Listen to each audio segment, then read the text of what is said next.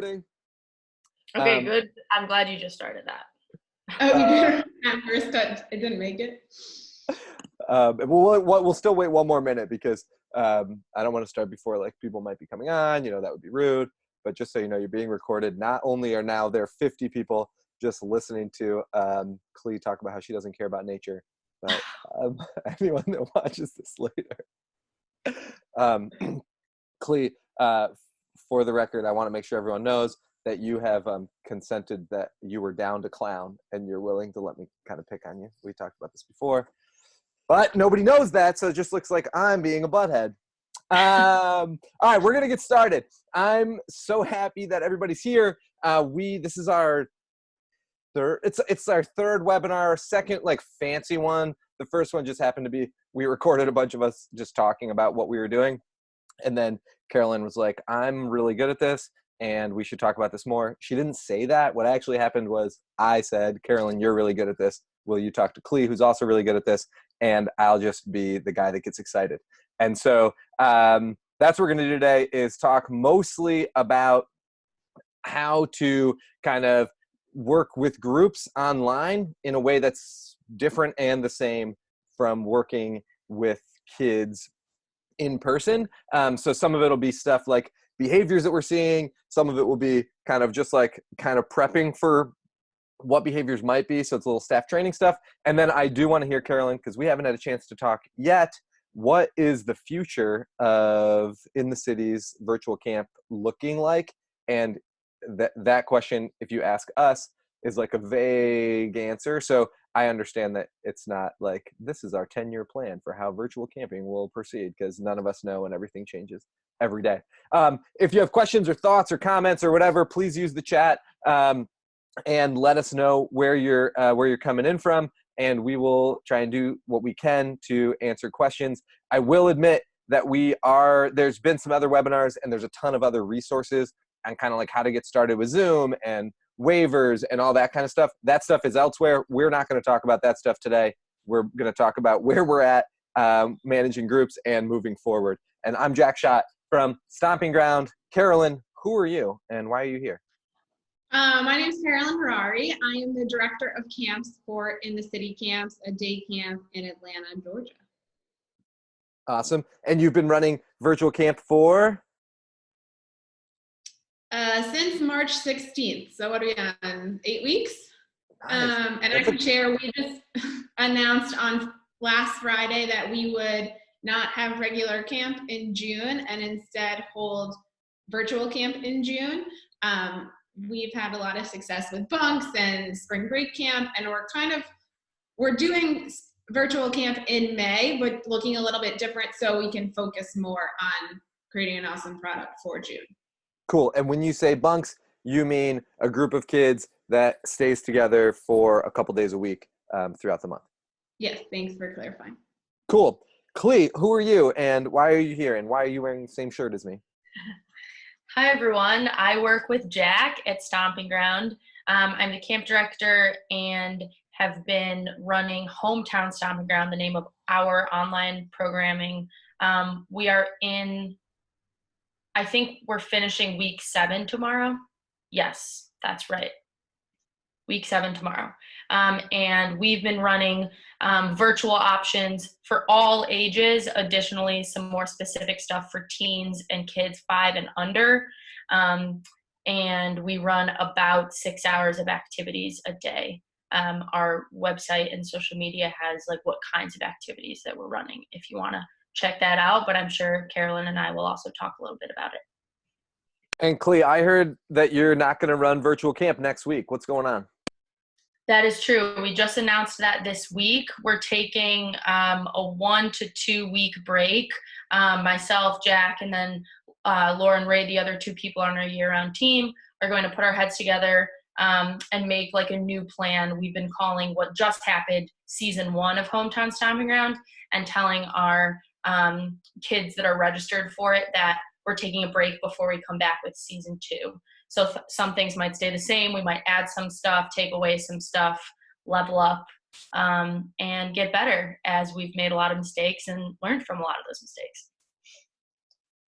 Yeah, and season 2 of Game of Thrones was better than season 1, so let's rock and roll. I don't remember what happened in season 1 or season 2 of Game of Thrones, but okay, so that's cool. I feel like we have a understanding. If you don't know much about what we at Stomping Ground or in the city camps have been doing for virtual camp, you can check out the websites that I posted there, and we've done 2 webinars, like I said, that you can see kind of like a little bit of the behind the scenes of those kind of things. So I want to jump into, Carolyn, what have been some things you've noticed about running groups of kids online with staff, trying to facilitate these interactive sessions on Zoom? You could use some other version of Zoom, but I know you use Zoom and so do we. What have you noticed, and what have been some of the struggles that you've seen? Yeah, so what I've noticed is that definitely those connections can happen and those friendships can be made. I think it's awesome when you log into Zoom and like a counselor is missing and all of the kids say, where is Shani? Like what's happened? Something must have been wrong. And I think the friendships that they made are valid and hopefully will continue throughout the summer and throughout the year. And we found a way for kids to make friendships online in a safe place. And some of the struggles, I think, is that our friends are now figuring out ways to push the boundaries. So like muting and unmuting yourself is my favorite way for a kid to like want to get noticed. And then also because they're spending so much time with each other, that conflict is bound to come up. And I think Clee is really the expert on like how to manage these online conflicts. Clee, what are you seeing? Is it similar? Is it different? Seeing a lot of similar things. I do want to say I love how Carolyn frames everything in a very strengths-based approach. To say that a kid goes off mute to be noticed is like a great way of putting it, I think. We've noticed a lot of the same things, and most of the conflict that we see on our calls and where kids disagree and get annoyed with each other is in the chat. So Carolyn, we've come up with some agreements that we're asking kids to make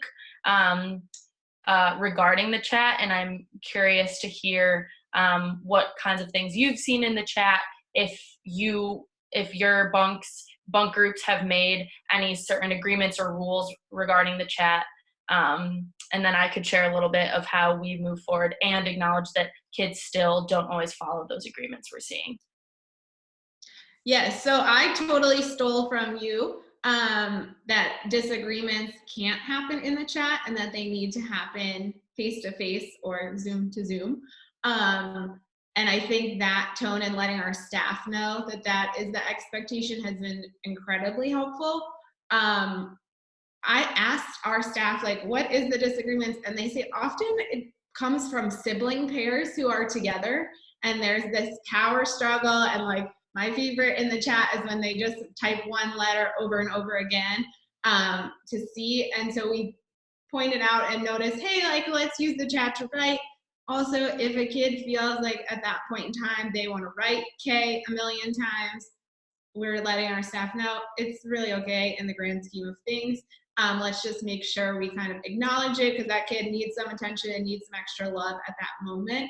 And let's keep moving forward and really point out the behaviors that are being productive and helping the group move forward. We, this summer, when thinking of bunks, because they'll be together Monday through Friday every day, we'll do the same thing that we do during the summer, where they make a contract and they set their own rules. So they come up with 5-ish rules of positive things that they can do and ways that they can contribute, and that'll totally be different from one bunk to another. Carolyn, because you mentioned it and now I'm curious, can you tell us what you're thinking about as the plan for this summer, for June? What is that going to look like, and how is it different from what you're, and why is it different from what you're doing now? Yes, so what we've been doing now are daily drop-ins at 3:30. Kids can do a variety of activities. And we've also done bunks where kids are grouped together for a month and they keep getting to know each other. They have the same staff and the same friends. And that's my favorite time because that's when like camp weirdness happens. This summer, we're kind of combining the two. So it'll last from 9:30 to noon. They'll start with their bunks, have that 30 minutes of hangout time, do 2 activities, and then our day will always end in like singing and dancing. And so the kids will like have this really strong group and also get to see kids from other bunks that they may not have been able to see. Cool. And Clee, what are you seeing as kind of the big conflicts in? Is it similar to Carolyn? You're saying it's in the chat. Are you seeing siblings as a bigger kind of point of struggle? We don't have. I haven't really seen siblings disagree so much in the chat, but I think that something I've seen a lot is, like Carolyn brought up, spamming, and we have some kids. Like I've seen a lot of kids argue over one kid being like, please stop spamming the chat, and another kid being like, I think it's fun or funny. And so one agreement that we make at Stomping Ground during the summer is that we talk about conflict when it comes up. And we've said on Zoom that this is the same. However, I think something that is different on Zoom is that in the summer, where I might pull those 2 kids aside arguing and be like, hey, can we talk about this? They're much more willing to talk about it when it's just the 3 of us, versus on Zoom when there's like 6 other kids on, they're not as willing to talk about it. And so I have told our staff that are hosting these calls, it's okay if they want to send like a nonverbal agreement and not share their perspective. So sometimes I'll be like, hey, Jack, it seems like you don't really want to talk about this right now. I'll check in with you later, but like moving forward, can you give me a thumb or like say yes or okay that you hear the agreement in the chat? And I am thinking moving forward as we take a break, I think that we need to like tighten those agreements and have a better system. Maybe it's like a contract that kids sign virtually or they get sent to them. I don't know. I think we'll brainstorm this over the next week or 2. But I think that those things need to be tighter, and we need to figure out, like, as an organization, like, what parts do we want to hold on to or not? Is that okay to get a nonverbal agreement? And is it okay if a kid doesn't want to talk about it on Zoom? Right on, Clee. And we haven't really been using the breakout rooms for conflict kind of discussion yet. And I think part of that is our staffing model is hard to keep supervising and keep like the rule of 3 true for us at the moment. That I think is something we will lean into. But I'm seeing in the chat some people saying some things about using the breakout rooms for discussions, and I think that that's great. And Clee, I know from talking to you that there's like kind of just like at camp, there's like a handful of kids who are a little bit more rambunctious and a little bit more pushing the buttons, and then like 90% of kids are just like chilling and totally awesome. And one of the things I know you do is just like what we do at Stomping Ground is you pretty quickly call parents when something's going on. Can you talk about that a little bit? Yeah, so in a few with conflict that we've seen, like Jack said, just like at camp, how I might call a parent at the end of the day and said, hey, so-and-so is doing great, and I wanted to let you know about something that came up today. I have done that on Zoom. That was actually one of my questions for Carolyn, if she's had to do any parent communication like that. But what I found is that specifically for some kids on Hometown Stomping Ground who have who are on the spectrum, hearing from their parent like some tips on how I can help support them and like meet their different processing needs has been super helpful, just like it is at camp when I call before camp or during to ask how to best support a camper through a certain situation. Carolyn, have you had to communicate with parents about any certain conflict or things like that? Not specifically about conflict, but maybe about the best way to interact. I think a lot of parents are saying my kid's not good at virtual school or e-learning, so they can't be successful at camp. And we're trying to say, just like normal, it's not school, it's camp.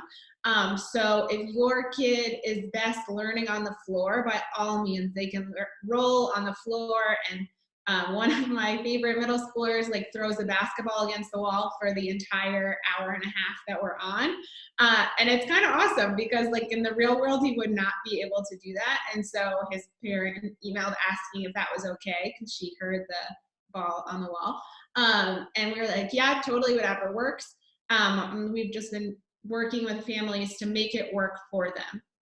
Part of the reason our model this summer ends with singing and dancing is because we know that it's a long time. And if a kid after an hour is like, oh, I'm done, I'm not interested anymore, they can sign off and nothing happens.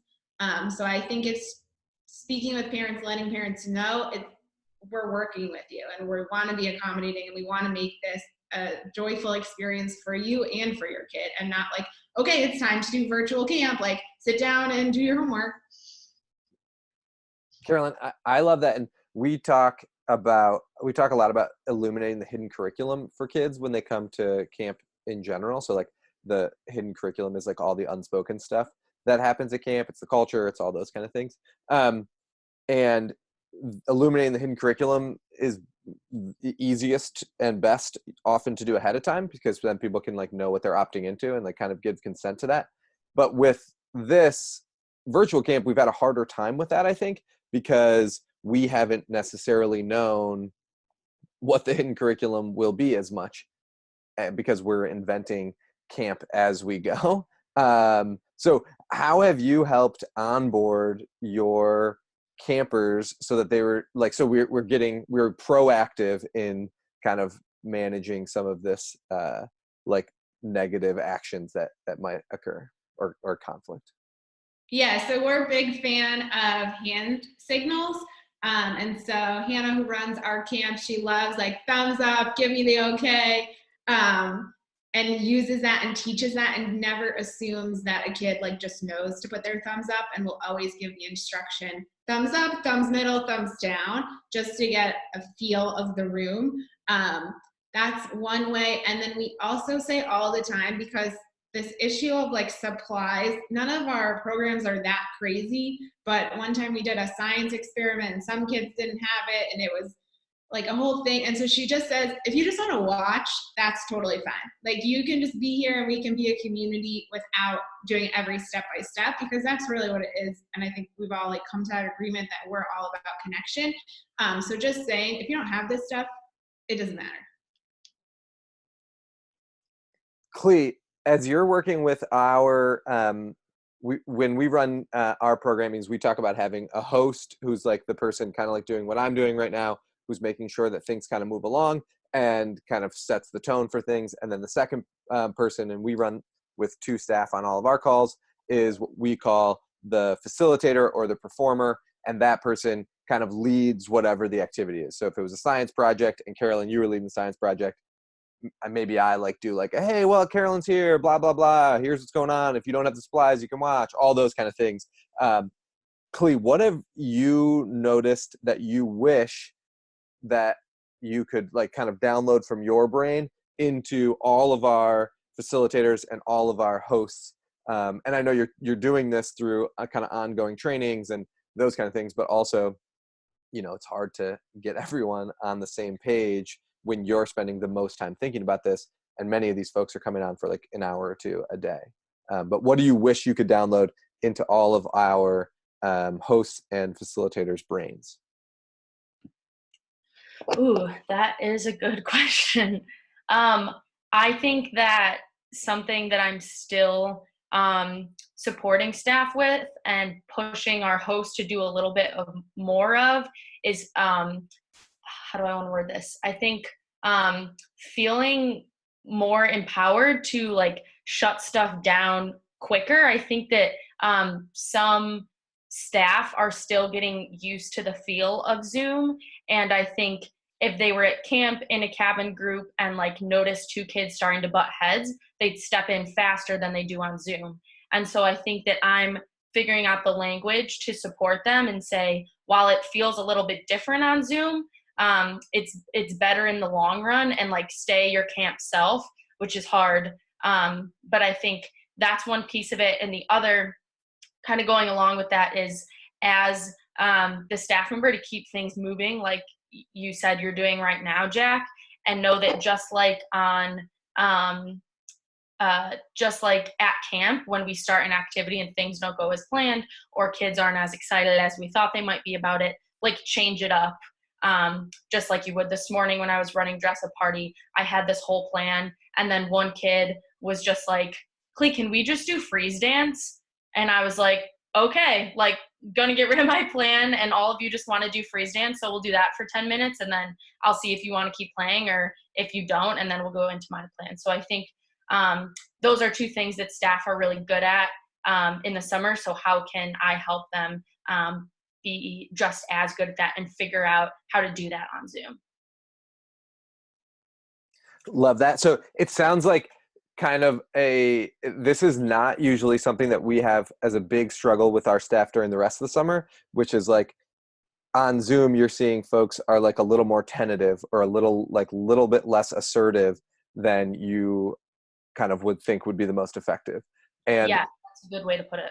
And it's like kind of weird because the people that are running these are the staff for us right now. The people that have been running these, and especially the hosts, are some of the most like competent staff that we have. And so to see them kind of like learning in a new world is like a little weird for them. Do you think that's true? Yeah, I think that's true. I think that the difference is kind of what I was saying earlier, where at camp where I could pull those two kids aside, things on Zoom just feel more public, and that's okay. And it's how, at the end of the day, kids are going to have the most fun if we jump in and be assertive just like we would at camp. Cool. Carolyn, what about you? What do you wish you could kind of like matrix download into people's heads? Yeah, I think the being flexible of if your plan is failing, it's okay to abort and try something else.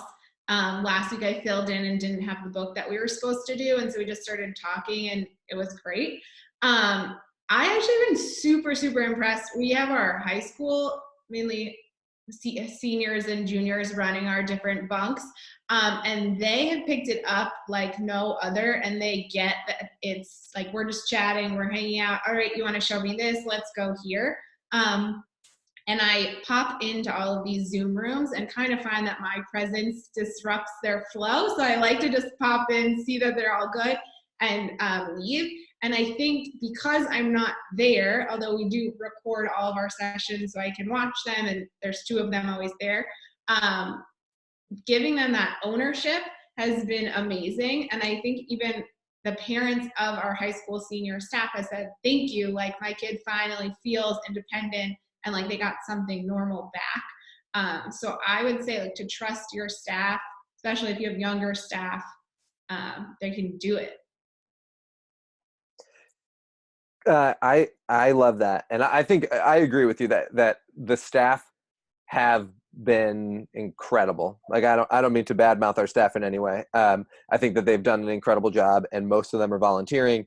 And so they're crushing it. And, I'm always a perfectionist. Like, how do we?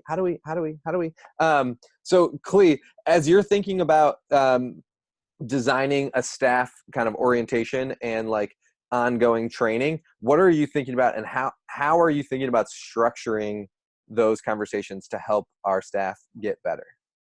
This is a quiz because we haven't talked about it, about the next step in this after season 1. Yeah, I think that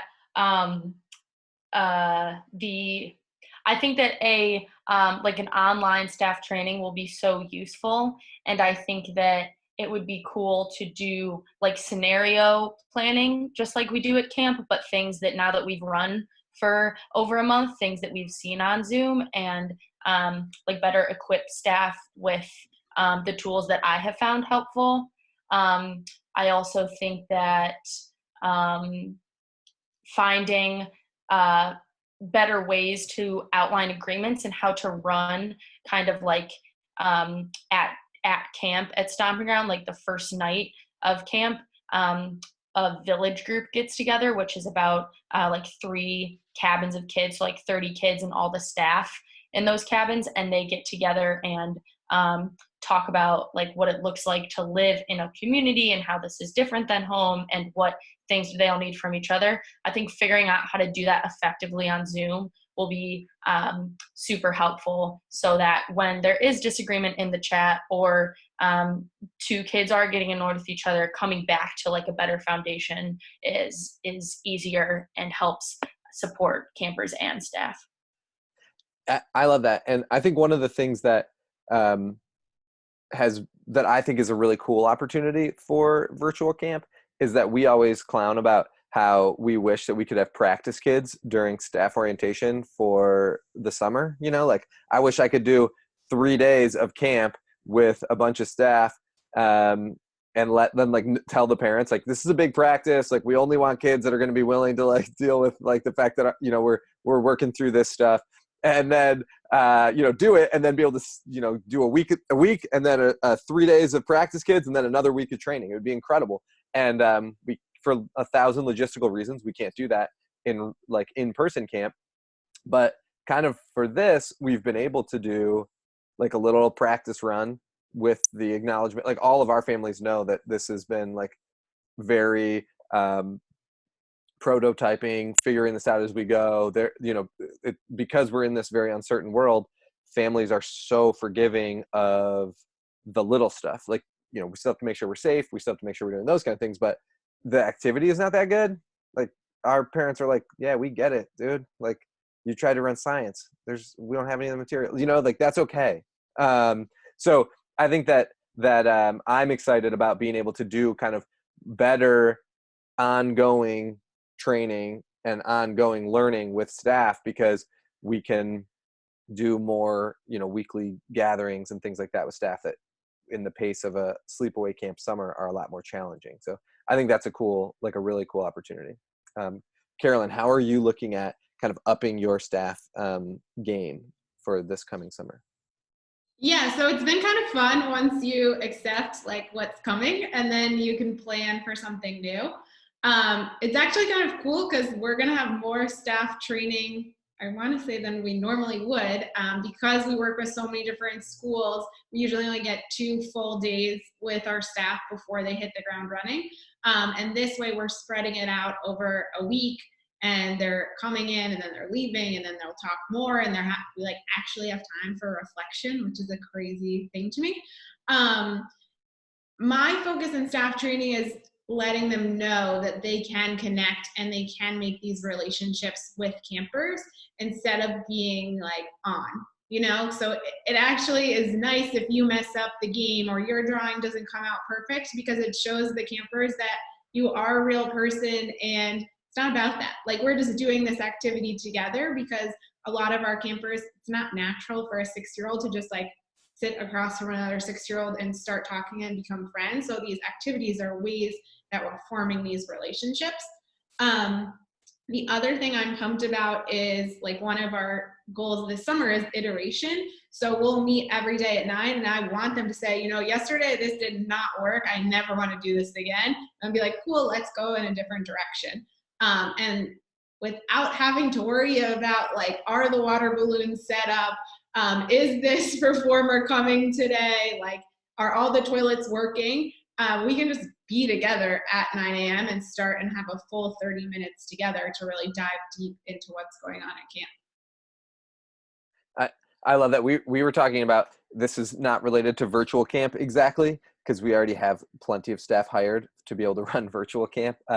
But you know, we've always wanted to do group interviews, but we're unable to because of distance, but not really, right? Like we can just do them on Zoom. And so we're talking about running in, you know, next year and in the coming years, just like few hour long group dynamic interviews, where, you know, all the things that people have done in group interviews in the past, but on Zoom and with activities, because it'll be a world where people are used to that now. So I think that there's some cool stuff coming that will kind of translate from virtual camp to the real world. We're also talking about, can we run Dungeons and Dragons all year long on Zoom in the future? You know, like from 3:30 to 4:30 every Wednesday, kids can come on and do Dungeons and Dragons and, you know, stay a part of the camp community that way. So I sometimes I get like bogged down in the sadness of knowing that this screen is less awesome than playing Gaga and sitting by the lake or whatever at camp. And then I have to remind myself, like, yes, it is less awesome. And from this, we're going to have some really cool innovations, some really cool opportunities. So, Klee, will you tell us a little bit about how you're thinking about teen programming? This is like semi-group dynamics, but also like kind of as we think about moving forward. We just ran a teen retreat. What was it like, and what are some things you're thinking about going forward? Yes.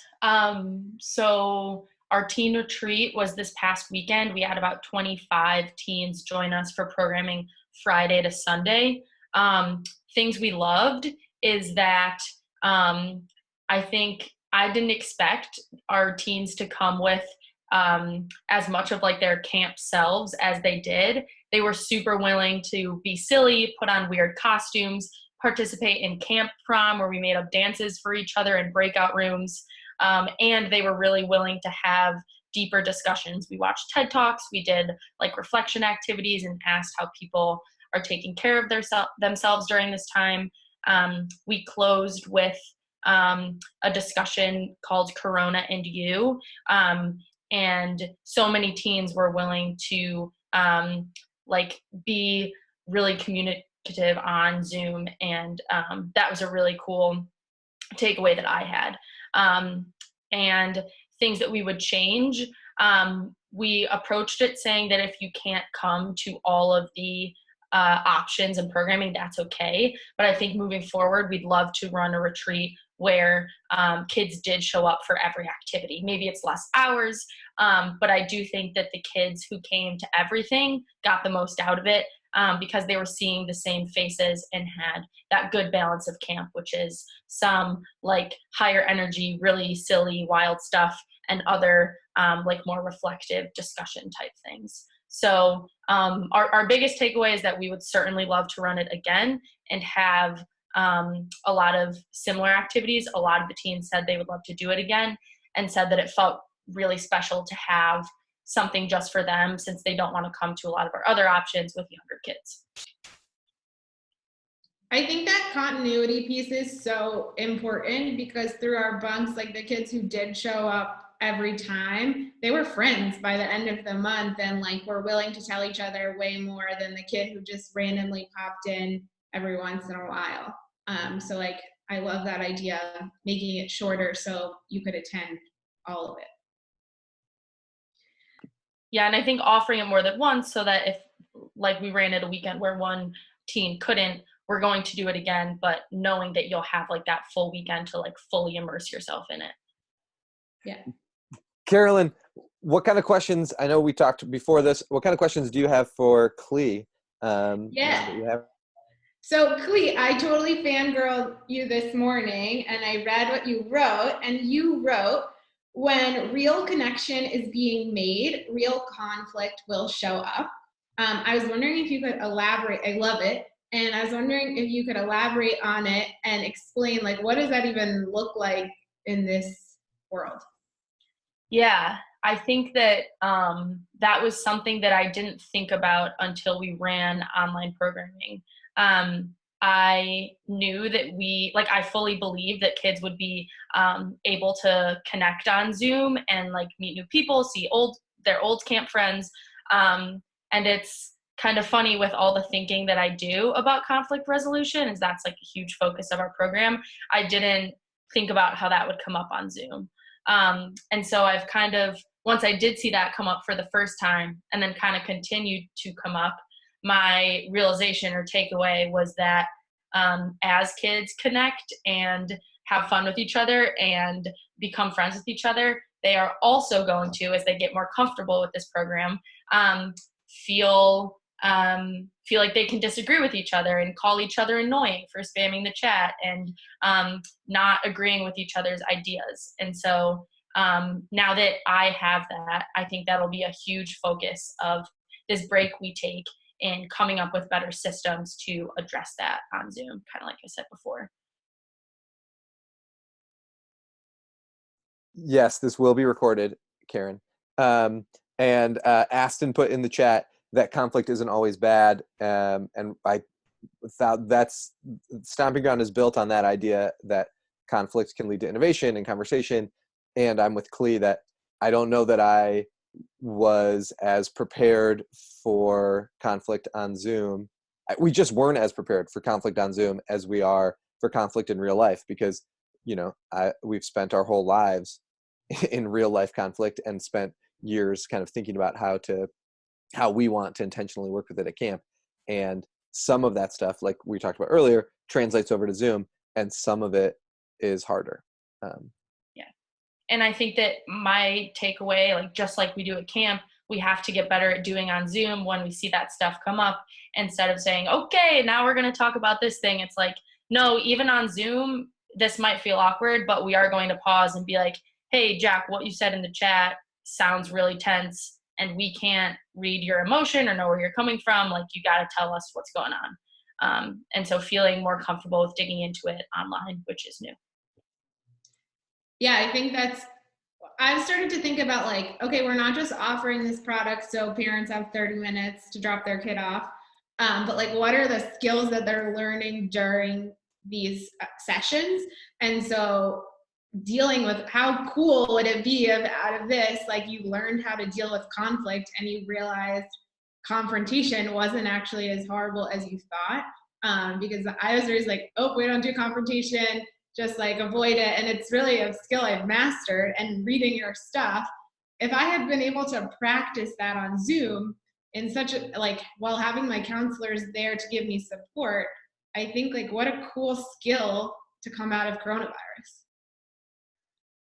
Carolyn, how are you thinking about messaging those kinds of things, or the outcomes that you're hoping for kids? Like, how are you messaging that to your camp families? Because we're in that same boat where we're trying to figure out how to we certainly started from a perspective of, we're trying to give our parents a break. Like, everything else was like kind of secondary, and we believed in connection and we believed in all that stuff, but we were mostly like, listen, we get it. Julie, you need a break. We'll take your kids. And so how have you started to message that to families, that there's more to it than childcare, even though childcare is a big piece of it? To be honest, I don't think we have done it yet. And it's something within the past couple of weeks that I was like, wow, there are real skills that are being learned here that we could then bring to the real world. Because to not have a summer and then to go back into school, like, that is terrifying for the teachers and kids going back. And so I think for us, it's like, yes, we have all these cool activities, and these are what your kid's actually doing. So when they're doing show and tell, which is the fifth graders' most popular option, they're practicing public speaking, and they're practicing patience, and they're practicing like asking questions to each other, which are skills that they're not doing right now. And I think our counselors are the ones who pointed it out to me. And so we are now tapping into our counselors to say, hey, like, what did you get out of virtual camp? What can you share with parents? I love that. Clee, also, we should do more show and tell, is what I just heard. I know we've done pet show and tell, but let's level that up. More show and tell sounds like a great thing. Clee, what are some questions you have for Carolyn? Jack, I thought you'd never ask. You're just taking all my question time.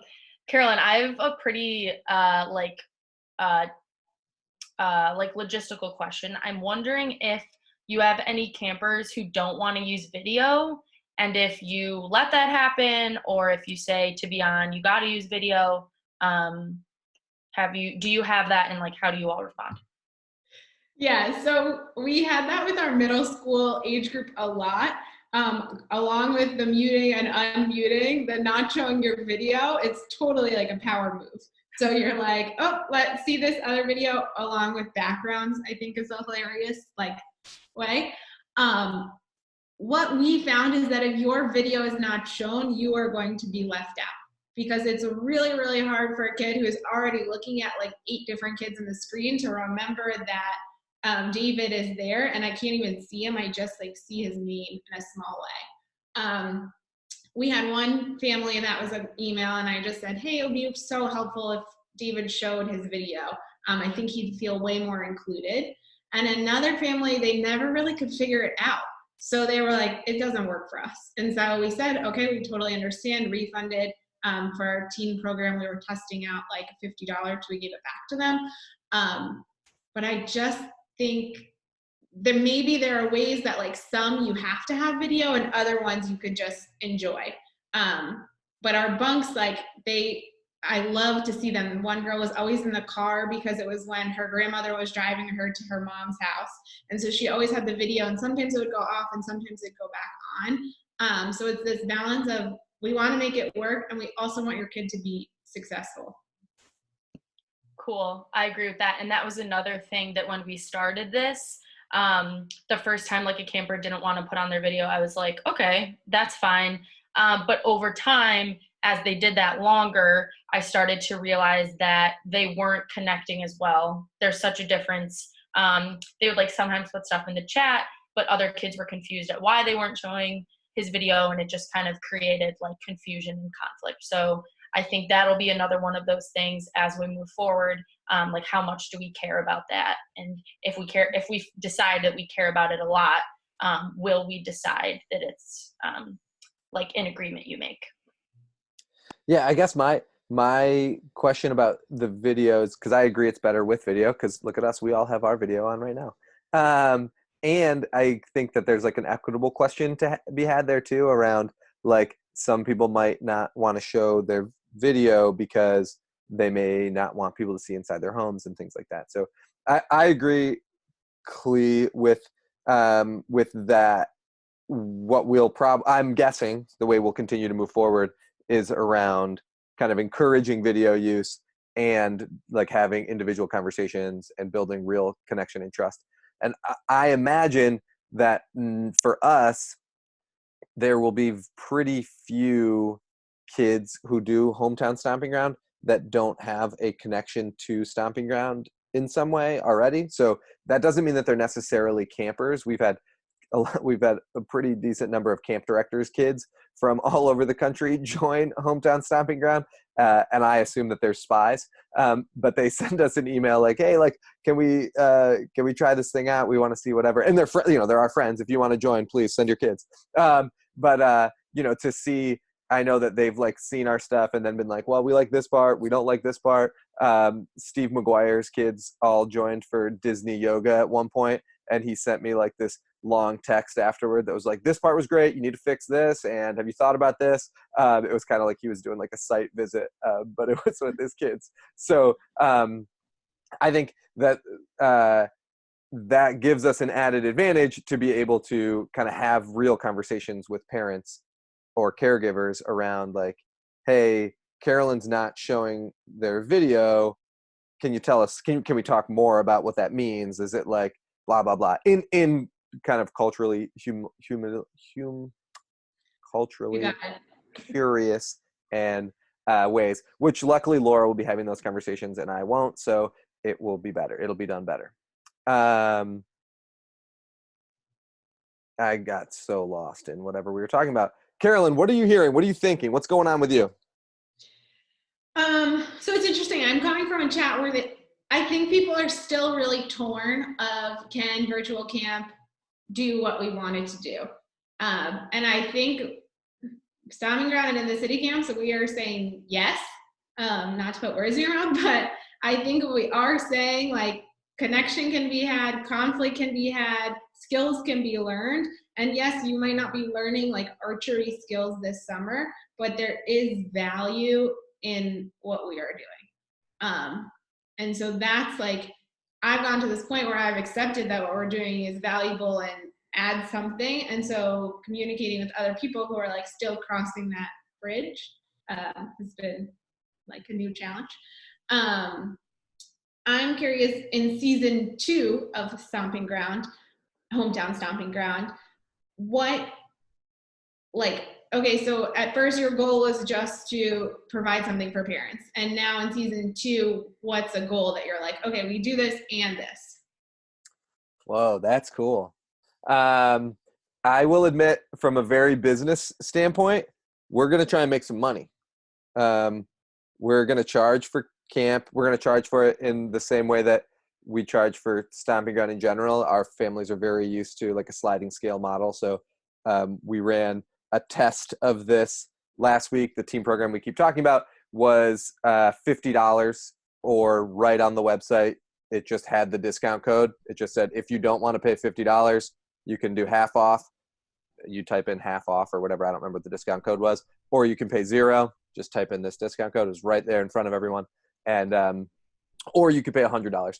And we had 28 kids register, and some kids came for free. Some kids paid more, but we made exactly $1,400. So we made exactly $50 times each kid for the weekend. So I think that there is a financial model for this that is we can make real money, and we're not as much money, not as much money as if we could charge, $800 for a week at camp for kids, but like enough money where the overhead is a lot less to run virtual camp than it is to run in-person camp. There's fixed costs, and I get that. We have real financial problems, but I want to make thousands of dollars from virtual camp so that we can continue to do the stuff that we believe in year round and exist in 2021. I don't think that virtual camp is just a service or is just like a gift. For us, it's going to be a part of our revenue that is going to make it so we can exist a year from now. So I think that is that's like kind of from like a really business perspective.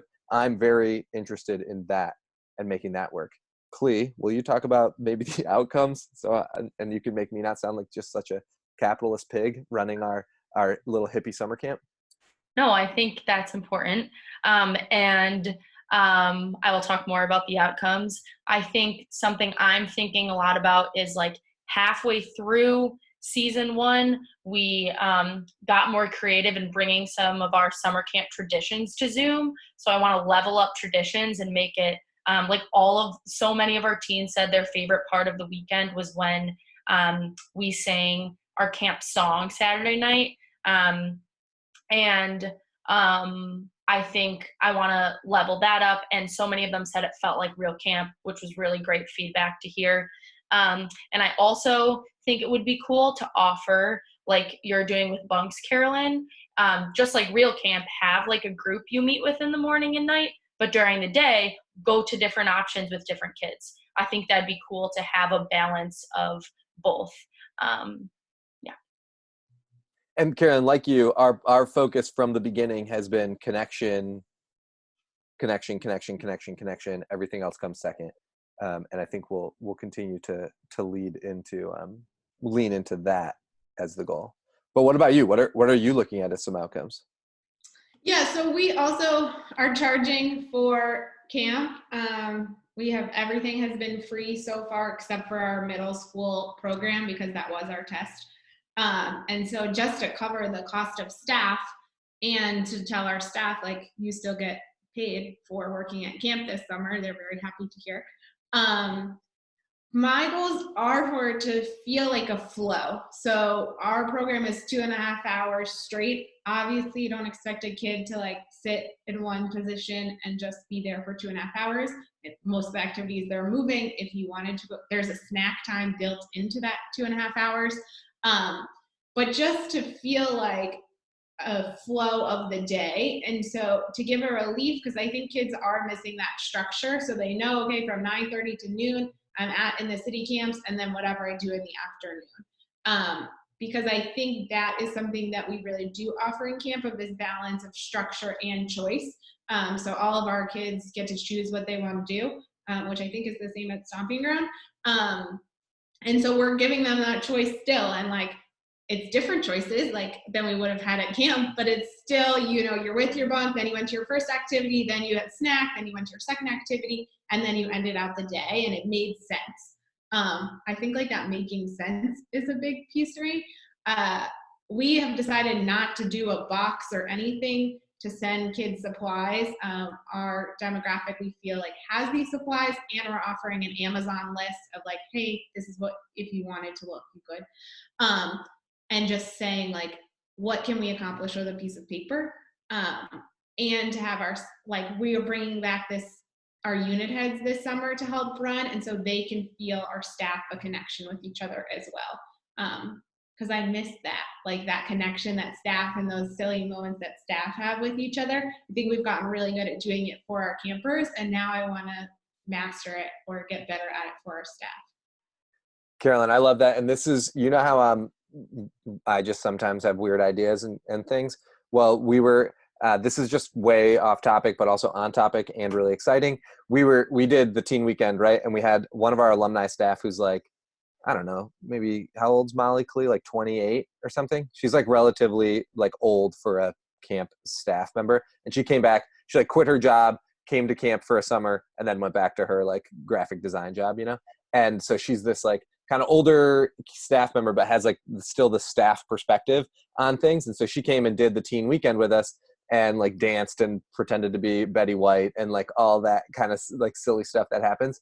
And then we did a young donors meetup on Zoom yesterday. And so we had, I don't know, 20 or so of our like kind of young committed donors together. And Molly was there and she was like, you know, what would be really cool is if we had a like young person's 6-hour like adult retreat on Zoom where you all facilitated silly stuff and kind of sentimental stuff, kind of like the teen retreat, but over 6 hours or 5 hours or whatever, like a Saturday night party.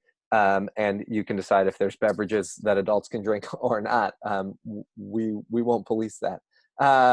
And so what we're looking at is, could we do something like that where maybe it's like 21 and up and it's a party where we invite 20 of our like committed alumni or donors, and I don't know, maybe we charge $50 or something, and then they can invite a friend or something like, you know, something like that, where it's basically a fundraising party, but it's on Zoom, and then it's more, and it's like clearly more structured by us, because Zoom is much better, I think, with some more structure than real life. In real life, maybe you don't need all that structure in an adult fundraiser. But so I don't know, we're excited about some things like that too, where we can have things happening for different groups that maybe we wouldn't have been able to bring together in a normal spring, to get some revenue. Because like you, if we don't run summer camp the way we normally run it, we lose a ton of money. And how do we make all that up? I think we're spending a lot of time thinking about that. So the camp I grew up at, Crane Lake, actually did have an alumni group, and I think like almost 60 people signed on, and it was a way just to reconnect, and you saw people you hadn't seen in a very long time. And it was supposed to last an hour, and I think it ran for 4. I signed off after 2.5.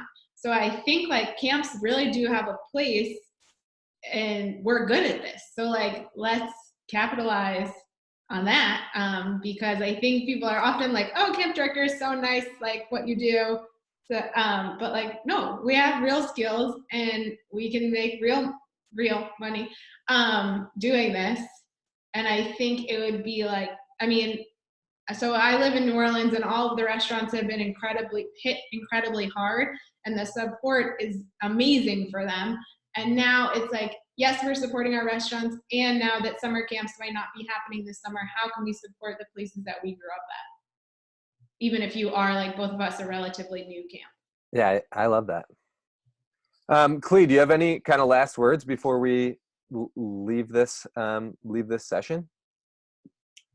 This is great. I could probably chat with Carolyn about this stuff for hours, but I think these are really helpful for us in pushing us to get better and learning from each other's mistakes. So thank you always, Carolyn, for being down to have these conversations.